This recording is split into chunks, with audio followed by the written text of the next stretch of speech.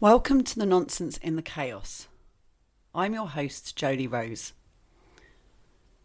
Outside it is grey and windy and raining, and I'm curled up at home in my cosy little cottage, wearing a onesie and having a day of rest.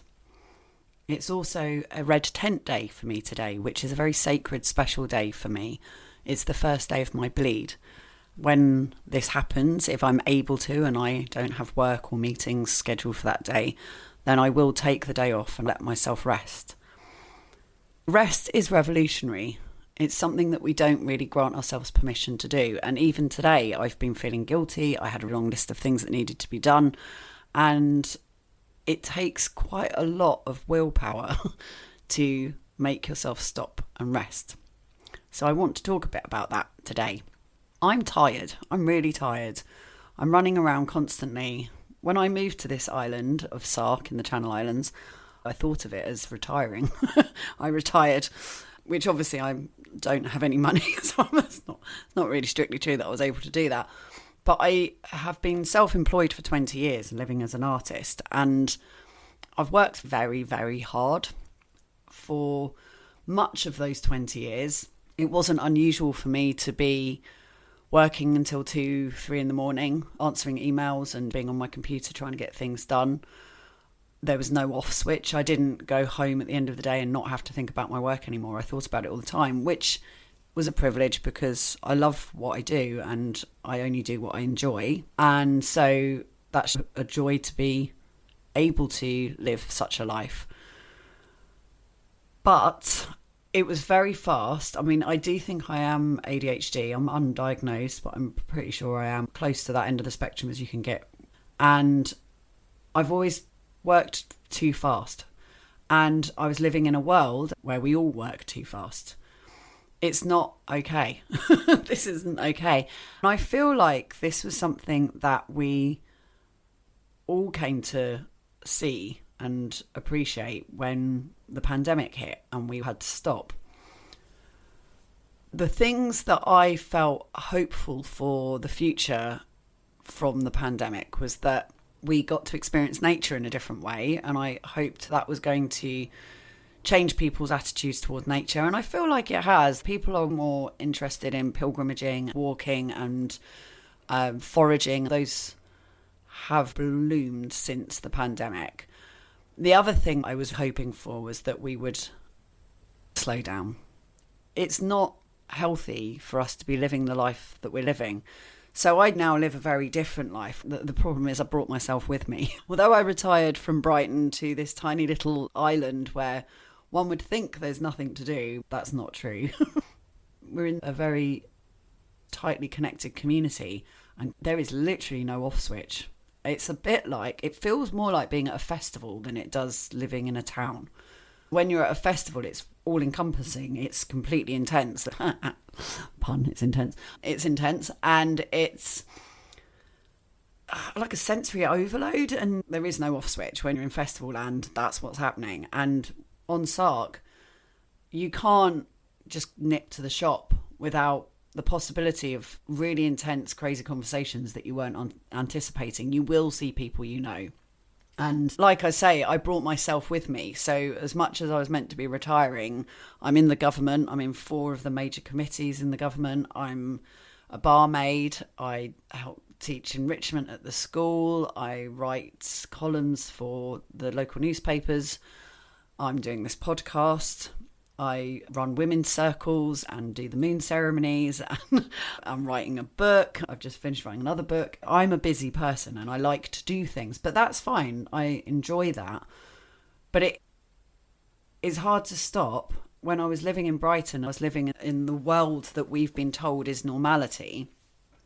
It just felt absolutely insane for us to be going the speed that we're going. And now that I live here, which is sleepy and slow compared, this feels more like the way it should be. This feels like reality for me. The community aspects and everything, it just feels like that's the way it's meant to be.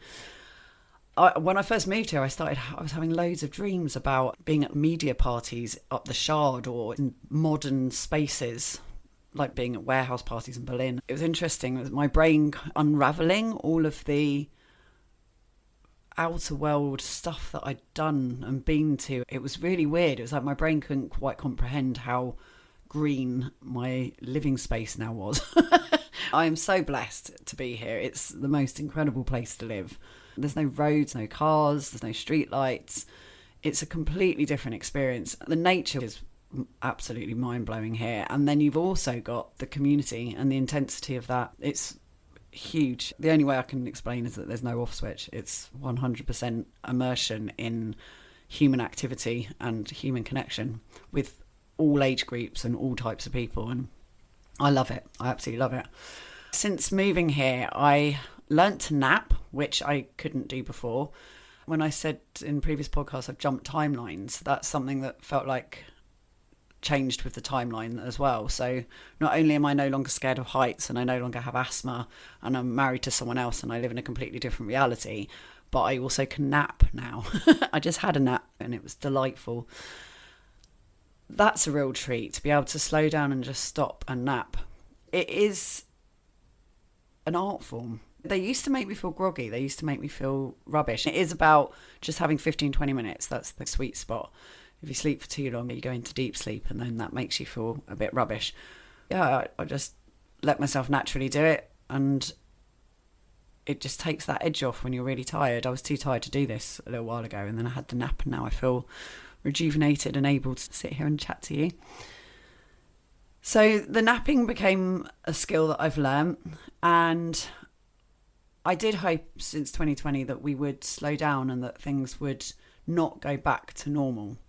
And then there was this real push for us to do it. And it is a revolutionary act to not break your back. Another thing about Sark is it's very hardworking. Though it is slower here and it's possible to live a slightly slower pace of life, people are very hardworking, and mainly because we only really earn money in the summer. If we're seasonal workers working in the hospitality industry, we have to make all our money in the summer when the tourists are here. In the winter, there's a lot less work.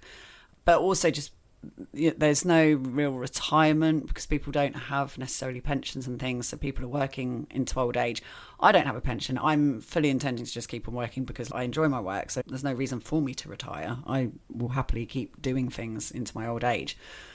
If that's the case, the way I've always felt about it is I need to look after myself, because my retirement plan or my pension is my body.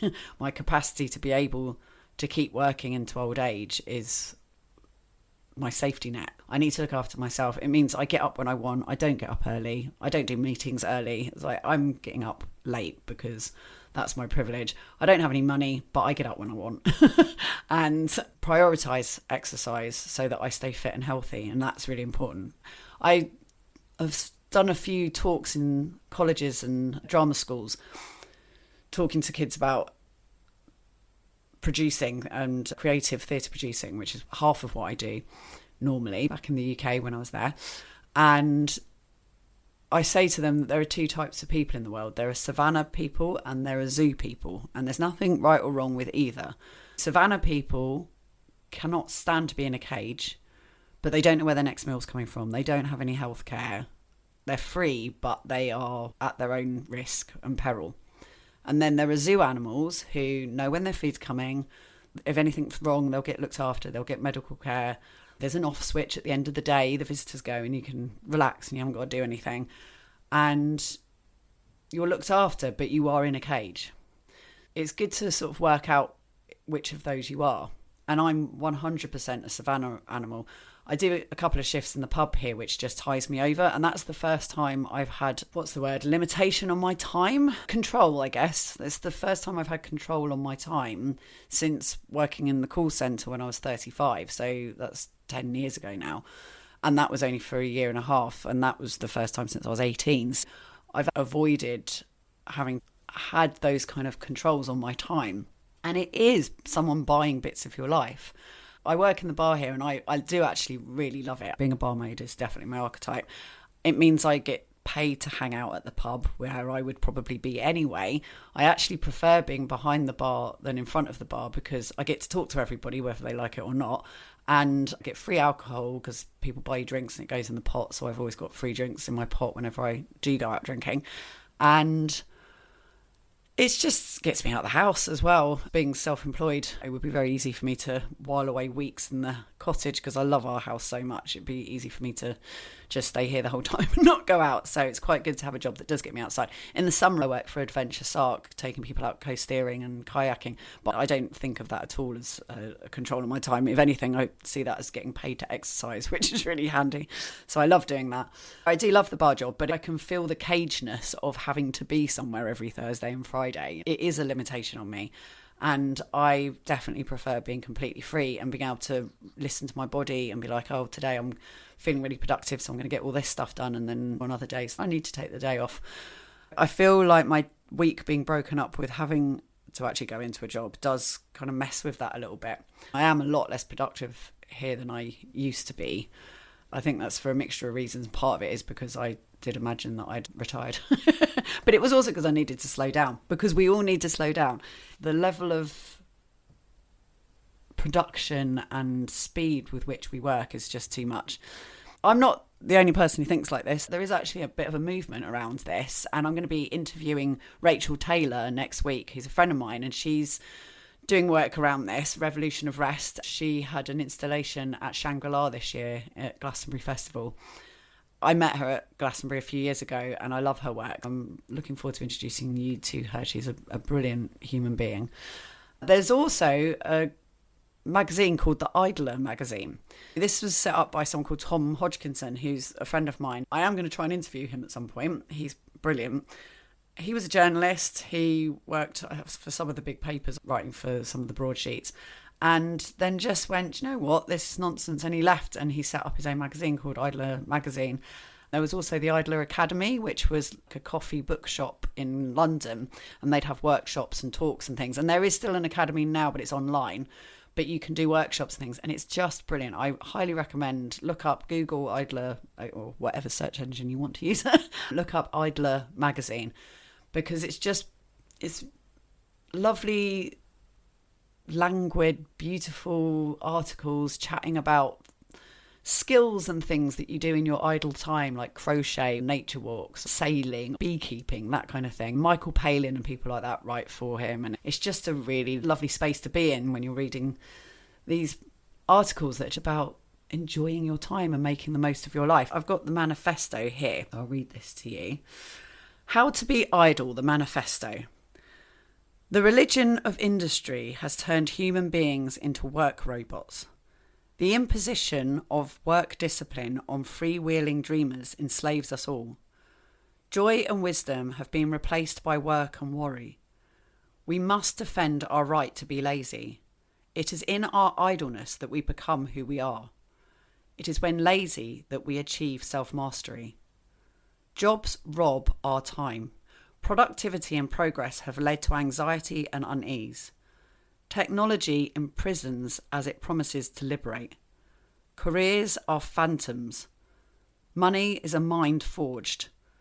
We can create our own paradise. Nothing must be done. With freedom comes responsibility. Stay in bed. Be good to yourself. Inaction is the wellspring of creation. Art, people, life, bread, bacon, beer. Live first, work later. Time is not money. Stop spending. Quit your job. Study the art of living. Live slow. Die old. Embrace nothing. Know nothing. Do nothing. Be idle. And I even find that uncomfortable to hear. It's like, quit your job, what? And I listen to it and I'm like, you're right, actually, I'm going to do it.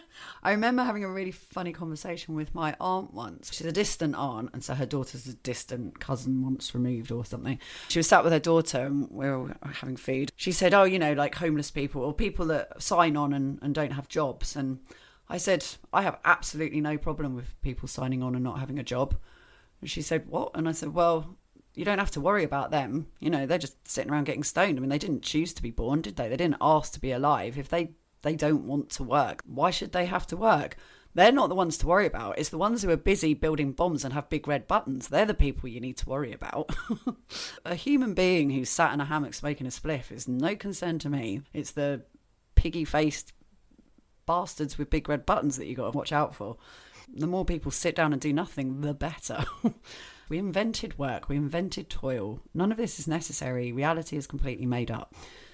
So that's what I wanted to introduce the concept of. It's a struggle, and it's been useful to think about it today and to then come and talk to you about it, because I've really struggled today. I've got a huge to-do list and I haven't got very much time, and I'm beating myself up, and I socialised quite a lot this weekend when actually I've been planning to stay in and work. But it's what I needed, what my body wanted to do. It's what I decided to do in the moment. I don't regret it. I had a really good time, but I'm also then feeling guilty about all the things that I need to do. But half of it I don't get paid for. It's up to me. It's my weekend. It's a weekend, for goodness sake.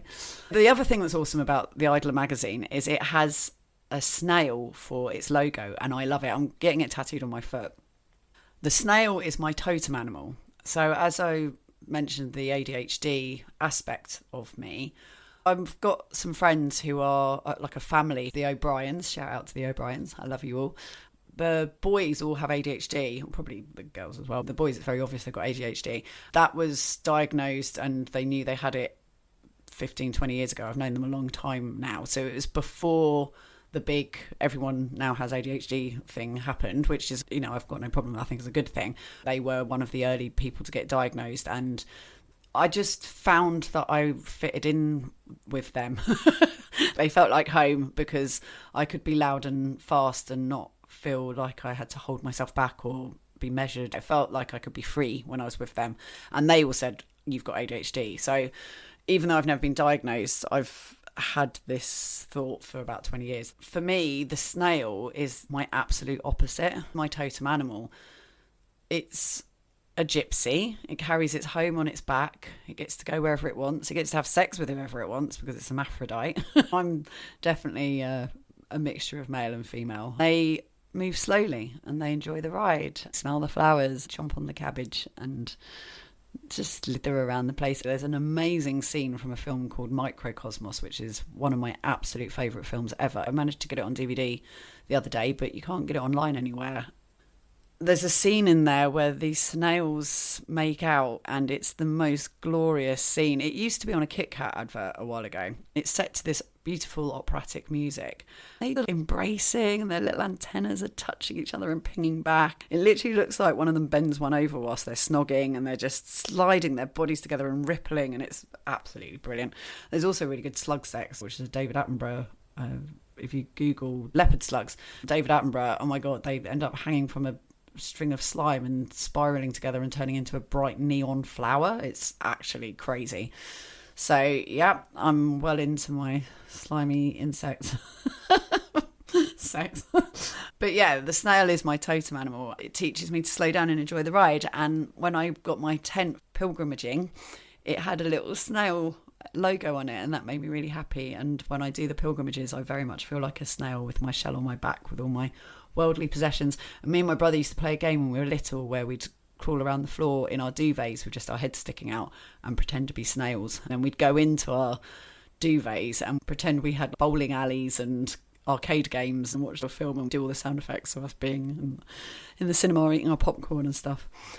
So yes, this is a check-in with myself, and also a hopeful nudge to all of you to think about what you learn or what the pandemic showed you in terms of stopping, and just seeing if there are ways that we can slow down. Because the more of us that do it, the slower things will become for everybody. This whole labour-saving devices and internet and all this stuff has just made everything faster. It hasn't saved us time. And we don't all need to be working. I'm absolutely 100% behind a universal basic wage, so that everyone, you can just not work, and then you can choose what you do instead of having to do a job. Because if you just have your basic needs met, so enough money for rent and food and bills, and then you do whatever you feel like doing, because robots and AI are going to take over 90% of everything anyway. And so we need to change the way we work. There's no point in us having to work for money, which is all made up anyway. we could all just be being artists, because that's the bit that robots can't do, although they can. And I know there's a whole hoo-ha about them doing things, and they are useful. I'm using AI. I think it's actually very useful. I'm not using it for a Google search because it uses up loads of power and heat and water to use AI. So I'm only using it for actual proper tasks, but I don't just use it willy-nilly. But it's really useful, and it's like any technology when it first came out, like the camera, when that first came out, everyone thought that paintings and portrait painting it was going to destroy that, and people got upset because suddenly they could be captured being in places, and people didn't all obviously necessarily want that. And so that was a huge hoo-ha when photography came out. It's just us getting used to it, getting used to new technology, but reducing the number of human jobs all the time. And we need to change the way our economy runs because of that. We've just got it drummed into us that we need to work and that it's a badge of honour. But no one's going to be standing over your grave when you die going, oh, well done for working so hard. Oh, they were such a hard work. I don't want anyone to be saying that on my flipping funeral. Oh, they worked so hard. Yeah, no, that's not what I want from my life. You get one life, let's make this worth living. Something else that I've learnt to do is to enjoy winter. The way that I do that is through creation hibernation. January especially, I feel like November, December, it's lots of partying, lots of things going on, it's fun and busy. And then January, you really can get away with completely hiding. And that's when I write my books, and I totally stop. So this year, I'm very excited. I'm going to write the second book in my Walking with Autumn series. I wrote the first one last year. I'm trying to get it published. I'm getting close to self-publishing it. Holding out a little bit of hope for a publisher that I sent it to, but if not, then I'm going to self-publish that. And then I'm writing the second one this winter. There's going to be 4. They're covering the pilgrimages that I've walked across the UK. And I loved doing that over last winter. It was a real joy. And I'm doing it again this winter for the second one. And I'm also going to be recording the 3 books that I've had published, which is The Girl That Ruled the World, Never Worn, and Sisterhood. I'm going to turn them into audiobooks over the winter because now I've got all the recording equipment for this podcast. It means that I'm able to do that. And I'm also going to start a SARC podcast, which I'm only going to do one a month, but I'm going to make it into a really fun radio show type thing and doing interviews. I think we'll do just a minute and different little programs that will be fun to get to know people on the island and as a way of celebrating how lovely this community is. So I'm looking forward to doing that. By doing that and stopping over winter and giving yourself that permission to just go inwards and create, I now look forward to it. Like, I can't wait for January. Also, me and Dizzle really lose ourselves in each other's love and have a lovely time. And that's just delicious as well. It was one of my favourite months of this year. We had a delicious time together and it was so lovely. This house is very much a wintry house, got a lovely big fireplace. The windows are north facing, so we don't get huge amounts of light, but we have got a veranda, which is nice because in the summer I can sit out on the veranda. It's like we get an additional room in the summer. But our windows look out over trees. We're quite sort of high up in the way that the land then is in the garden outside, and so it looks like we're in a sort of tree house, kind of an Ewok house, which I like. And yeah, it's a really cosy space to be. So it's lovely being here in the winter with the fire on and the cats and just chilling out. So yeah, all these different ways to slow down and enjoy the ride and make the most of our time here on Earth. It's a pleasure to be here and we're very lucky.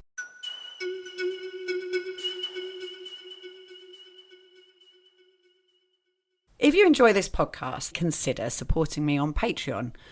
You can find me at patreon.com/Jolie Rose. There's 2 tiers, so just for a few pounds you can support the podcast, which I thoroughly appreciate, and it's like you've bought me a pint in the pub, or in fact it's significantly cheaper than a pint in the pub in the UK, maybe like a cup of tea or something, and it means I can create this work for free for those who can't afford it. You're being generous and kind, supporting those people who haven't got the money and supporting me as an artist. And then there's a higher tier, which is £7 or £8. I think it's £7. That one, you also get the videos of the podcast. So you get to see me in my onesie today and my new Mohican haircut, which I just cut. And when I interview people, you get to see the interviews. And there's other things I posts as well, like exclusive content that I post up there. So if you want to access that, then go on over to Patreon and support me. I will be extremely grateful, because it does mean that I hopefully at some point will be able to not necessarily work in a pub. Although I do really enjoy it, but it'd be nice to know that I don't have to do it. My immersion weekend is full, so that's awesome. We've got a group of lovely ladies coming over for Samhain in a couple of weekends' time, and we're going to be losing ourselves in the yumminess of the autumn season when the veil is thinnest, and enjoy being on this beautiful island for that special moment in time. I am doing a gig in Guernsey for those of you who live in the Channel Islands. The Kooky Club is starting up again, which is a brilliant event that I love being part of. I'm the interviewer, and I interview special secret guests every month. We have high tea, which is delicious, and we're always housed in beautiful venues. For this one coming up, which is on the 21st of November, it's in Candy Gardens, and it's going to be part of this Night at the Museum event. We're going to have a secret guest, and we'll have high tea, and I'll be interviewing someone. It would be wonderful if you were able to come and join us. That's Candy Gardens on the 21st of November. Do come along if you live in Guernsey or are able to come over from one of the other islands. Thank you so much, and now on with the show.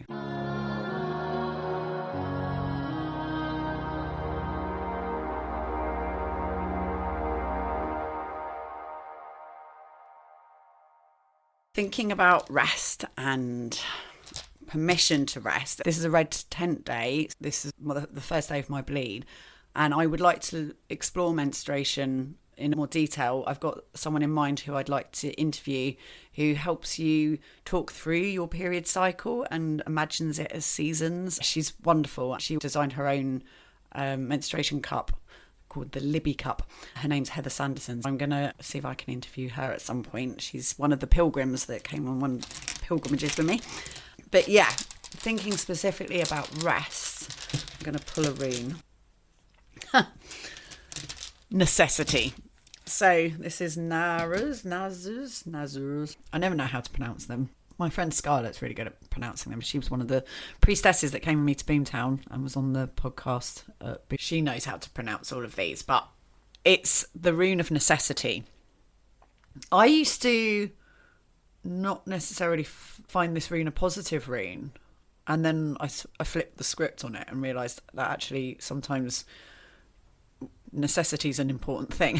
So when I thought of necessity before, because I always draw symbols, I have a piece of cloth that I do my readings on, and in the early days when I didn't know the runes off by heart, I had the alphabet written down the sides of the cloth, and I had little symbols to remind me what each of the runes meant. And for necessity, I had beggar with a begging bowl, and I had a sense of it being this needy thing, like it was needing something. What I've come to realise, what this rune means to me now, is some things are necessary, like rest.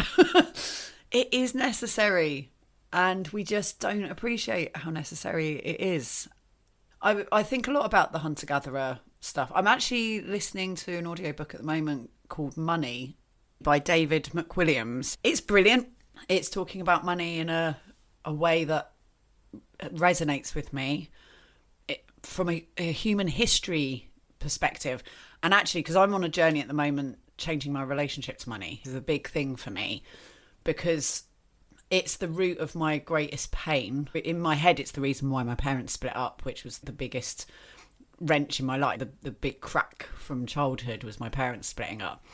I remember it being because of money. My mum says that that's not really true, but from my experience at the time, it felt like it was led by money. I've always hated money, and I have a really poor person head. I feel working class and fight for those causes. I fight to speak up for people who are less privileged. Even, I hope to stand up for people less privileged than myself, but I also try and be aware of privilege and where I am in the pecking order. I'm in a very privileged position being a white woman in the British Isles. Having an English passport, I get how high up the pyramid we actually are. The money thing is like the big mountain in my otherwise well-tilled soiled. I'm always looking for things to work on and delve into and shadow work and all that. And I've just constantly been ignoring the big mountain of money. It's not, it'd be nice if it was a mountain of money. The big mountain that is money, which is the thing that I've not looked at all these years. And I'm currently being called to by the universe, a multitude of things going, and now it's time for you to look at money. I'm like, oh, all right then. And yeah, I'm exploring how I can earn it, be comfortable with it, and work with it in a way that's productive and invites it in. This book's been really good because it's made me realise, and it's something he talks about, that people do things with money. It's not money. Good people do good things with money. Bad people do bad things with money. It's the people, not the money. And money is just an amazing thing. And it popped up from us having settlements, pre-settlements, when we were hunter-gatherers. If you were swapping something or needed something, you would be sharing it amongst each other. People would know that they owed you a favour or whatever. Like, it was all just understood amongst you. When we started settling and farming, the groups became too big and the people might have been strangers. So you went beyond the capacity of just knowing and trusting. Something had to fill the gap between, how do you put a value on someone making shoes and having shoes to someone growing and having apples? How many apples for a shoe? How does that all work out? And obviously that depends on how good the harvest was or how many shoes have been made. There might be like several shoemakers and a really bad harvest. Apples might be really rare and special. Money fills the gap. He describes it as an element. First of all, we tamed fire. We learnt to use fire. And the next thing we did was we created money. We created the element of money. That began with being grain and stuff. It was measured in bowls of grain or notches on wood or bone, remembering what was owed. The first human name ever recorded was for a loan. The first ever written down name of a human being that's ever been found is someone borrowing something. It's a credit note. We've been doing this forever. But as soon as we stopped being hunter-gatherers, money came about. Life got more complicated. It used to be associated with gold or silver. Once there were coins, something that was pointed out, which I thought was fascinating, is that as soon as we created coins, it was the first time that people were able to change their status. So if you'd been born poor pre-coins, you had no way of making yourself wealthier. Wealth would have been power or just having stuff. But once coins were invented, you could save coins, and coins got you things. If you saved enough coins, you could change your social status. You could buy different clothes, get a better house, whatever it is. It created social mobility, which is fascinating. It's changing my attitude to money and feels necessary. We do need to change the way the world is treating money, as in putting profit before anything else. Why are we doing that? It's just a made-up concept, and it's not even associated with anything anymore. It doesn't represent gold anymore. It's now just a made-up concept. I mean, it's a great, useful thing. It's now literally just a made-up thing. Therefore, why are you so obsessed with your profit and digit numbers that are off the scale? That just, it's kleptomania. Like, what's the point? Why do we not all just have a universal wage and create a fascinating, healthy, beautiful world where we're all thriving and not hurtling towards an iceberg about to crash and die? I think that rest is necessary. I think that our attitude to work needs to change. And I think that we need to honour our bodies and honour the earth and slow down. Think like a snail and slow the hell down.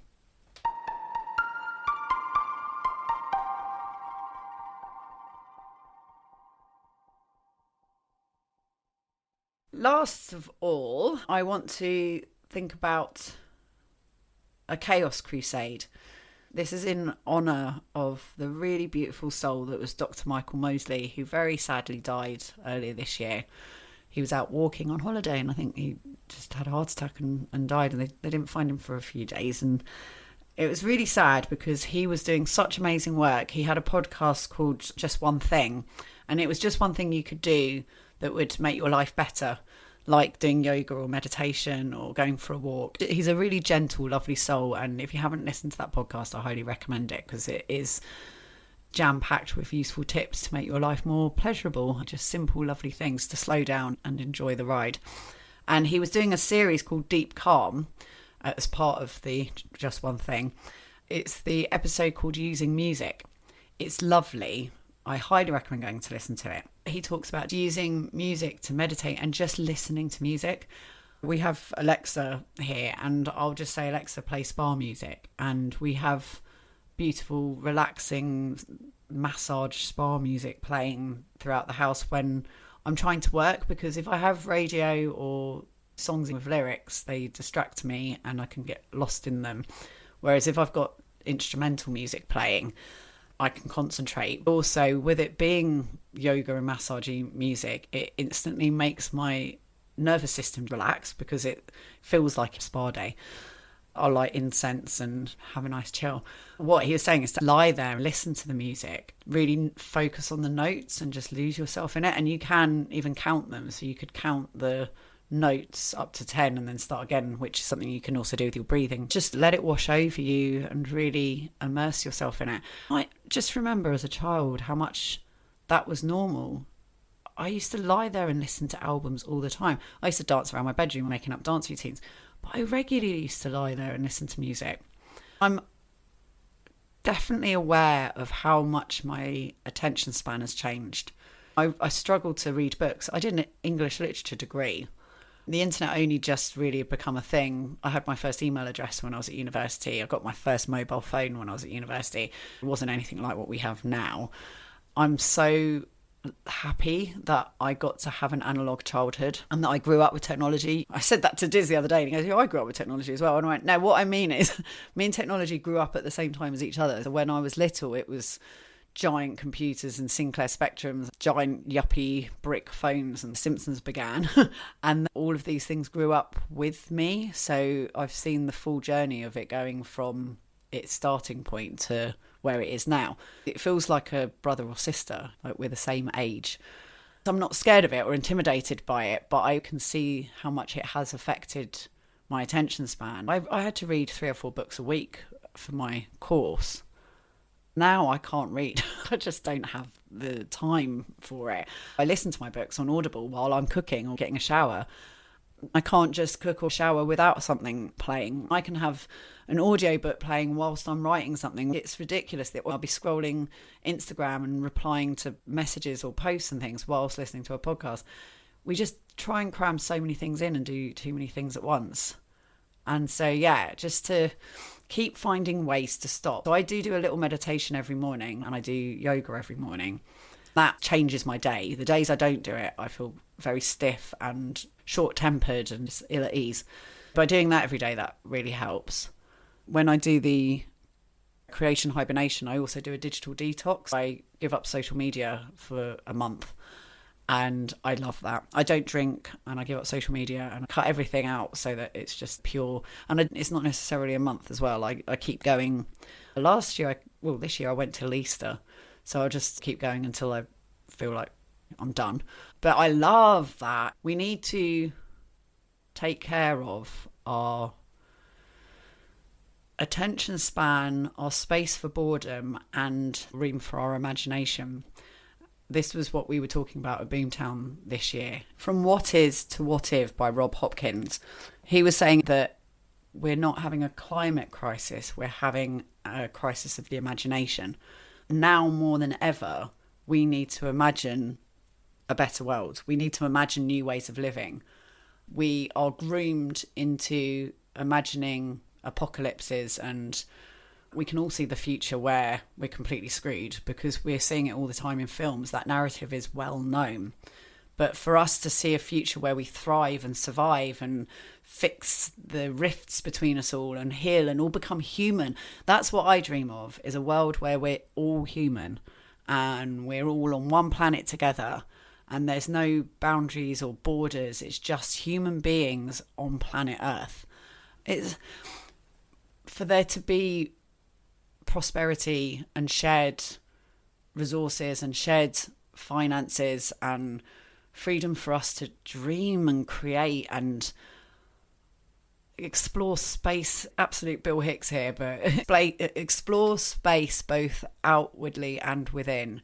We have the capacity for some amazing craziness, and we have created this amazing craziness. It is incredible, but it's not heading in a good direction.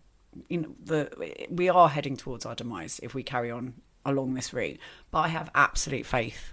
I keep saying to people that it's like a computer game, that you only ever get the end of level bosses that you're capable of fighting. We had fascism was a big end of level boss that the world took part in fighting not long ago, and the end of level boss that we're fighting now is environmental disaster and complete breakdown for profit, for this crazy speed of work that we're obsessed with for profit and for comfort, and because we don't have the capacity to imagine being able to live in a different way or treating people differently. The laws have all been made up to hold this all in place by the people who several hundred or 1,000 years ago slayed your ancestors and enslaved your ancestors. Unless you're one of the landed gentry, you were at some point subjugated and your freedom and land was taken from you. Everything's been made up to support that staying in place. Every single bit of it is made up, and we all go along with it because that's our reality, but it's not real. At any point we could go, do you know what, actually that's not the way things are anymore. I'm not doing that anymore. Enough of us need to do that. It is about being the pixel that you are in the bigger picture. You can't, the whole picture is terrifying, and there's a good reason why we have news blasted at us 24 hours a day. It's to immobilise us and fill us with fear, and it feel like Goliath, and it being an impossible task for us to challenge this huge edifice that is the reality they're feeding to us. But it's bullshit. If you just switch that news off, don't engage with it, you can dip into it. Through the grapevine you find out anyway. You don't need it sensationalized and blasted at you all day long. And change your pixel. Look at the people around you. Look at how you can interact with them, how you can live the best life ever and help and support everyone else too. How you can be the biggest, best version of yourself and support other people to be as well. It's not a competition. We're all in this together. And in the words of the Sunscreen song, the race is long and in the end it is only with yourself. And in the words of Andrea, my mentor, comparison is the thief of joy. So enjoy yourself and enjoy your life and immerse yourself in the experience of this beautiful little segment of reality that you've been given. And don't believe the hype. Create whatever you want. Let it be whatever you want. And the more of us who do this, the picture will change. We just need to work on our pixel and not worry about everyone else. They can get on with their pixel. So that's my Chaos Crusade, is for you to go listen to this podcast or just lose yourself in listening to music. Put some time aside, put on your favourite album from when you were a teenager and just listen to it all the way through. Lie there and listen to it. Or put on some spa music and meditate and lose yourself and have a nap and let yourself have a lovely, juicy nap. Please, this week, have a nap on me.